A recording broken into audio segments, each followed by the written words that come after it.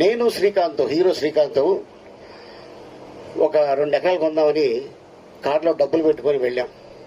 Advance ఇద్దాం ఆయనకి. ఆయన ఎకరం 20 లక్షలు చెప్పాడు అదే ఏరియాలో. మాతో పాటు ఒకడు వచ్చాడు.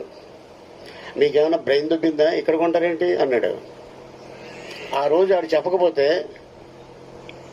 అప్పుడు 20 లక్షలు ఎకరం, ఇప్పుడు అదే ఎకరం 80 కోట్లు. ఆయన్ని తీసుకెళ్ళడంలో 80 కోట్లు చెప్పకపోతే అప్పుడు 20 లక్షలు ఎకరం, ఇప్పుడు అదే ఎకరం 80 కోట్లు. ఆయన్ని తీసుకెళ్ళడంలో 80 కోట్లు పోయింది మాకు. అందుకని భూమి కొంటున్నప్పుడు మీకు ఆలోచన వస్తే డబ్బులుంటే కొనేయండి, ఎవరికి చెప్పద్దు. ఎవరికైనా చెప్తే వాడు డెఫినెట్గా ఏదో వంక పెడతాడు, మనకి లేనిపోయింది టెన్షన్ స్టార్ట్ అవుద్ది బ్రెయిన్లో. సో అందుకోసం అంటే